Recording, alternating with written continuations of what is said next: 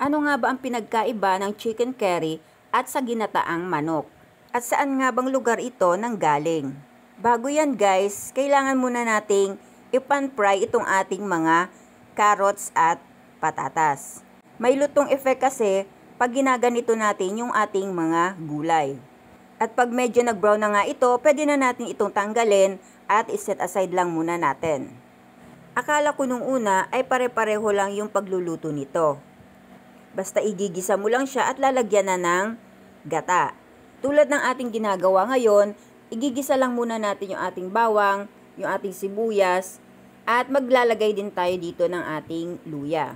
Yung iba hindi na naglalagay ng luya, pero para sa akin, maganda maglagay nito kasi nakakatanggal siya ng lansa doon sa ating mga manok. Napakasimple lang nitong lutuin. Basta igigisa lang muna natin ng maayos yung ating mga manok. At saka tayo dito magdadagdag ng ating patis, tsaka yung ating chicken powder.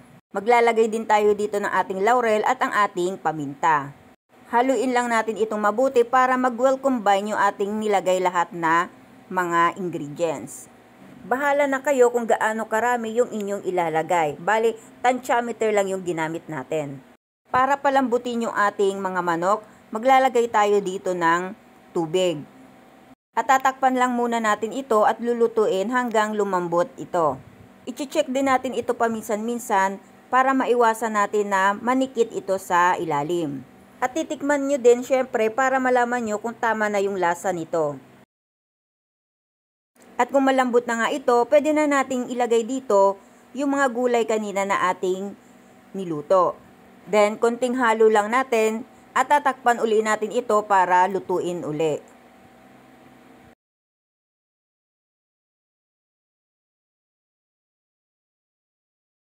At this time nga ay maunti na yung sabaw ng ating manok.